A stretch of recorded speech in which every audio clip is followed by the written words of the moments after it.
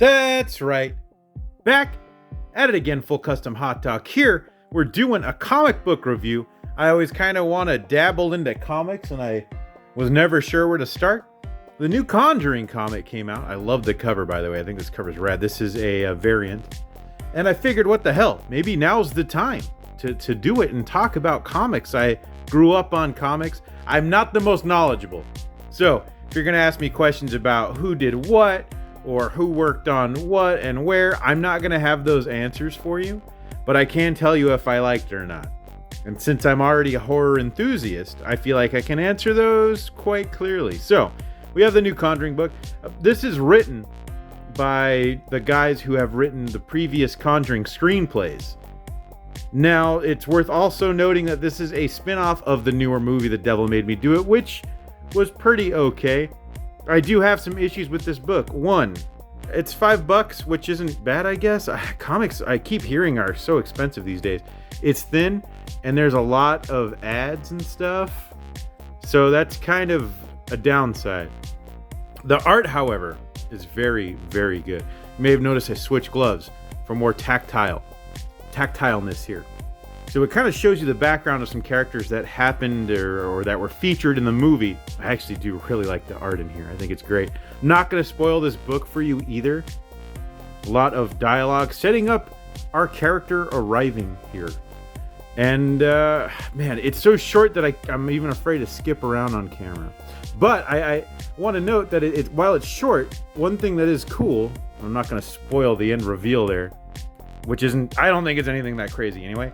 But it's kind of cool. There's these fake ads, and I like that a lot. I love seeing things like that in books, especially when it's in universe.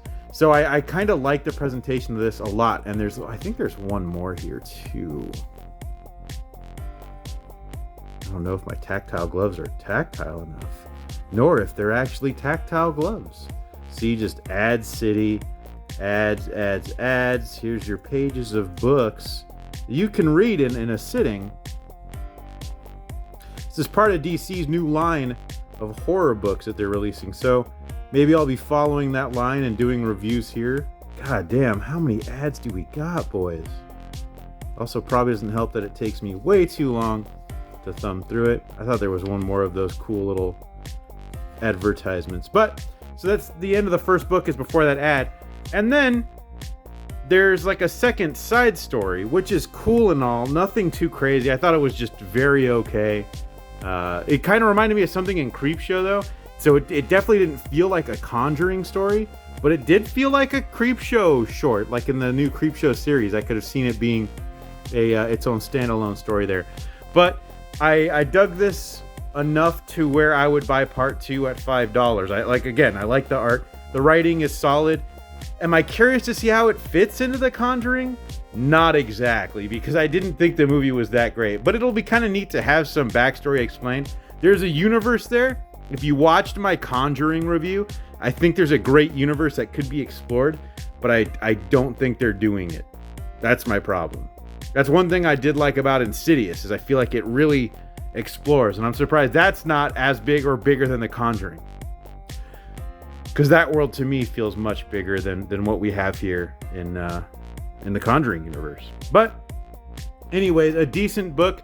If you go to the comic shop and you're looking for stuff to pull, check it out. I also picked out this, which I haven't read. I picked out a few other horror books, but a new Ultraman book, which I love this art a lot. I picked up this book. I don't know if I don't think I've shown these on stream. I did post these on Twitter. I don't know what this is, but I hear great things about it, so I'm gonna read this. If anybody cares what I think, let me know and I'll post a review. If not, it's totally okay, and I take no offense. But worth the money, I think. I like the art here a lot, and it's fun. The presentation is great, and this cover's awesome. So a lot of great things here. But anyways, let me know what you think. Of course, I'm your host, Full Custom Hot Dog. You could follow me on Twitter. It's Full Custom Hot Dog without the last O. That's just too long for Twitter. So thank you all for watching, and until next time. If you like what you see, I love what I see. Make sure to hit that subscribe button and the bell for notifications so you can watch whatever comes next. And if you like the music you hear, you can follow me on SoundCloud and Spotify. Check the description for links.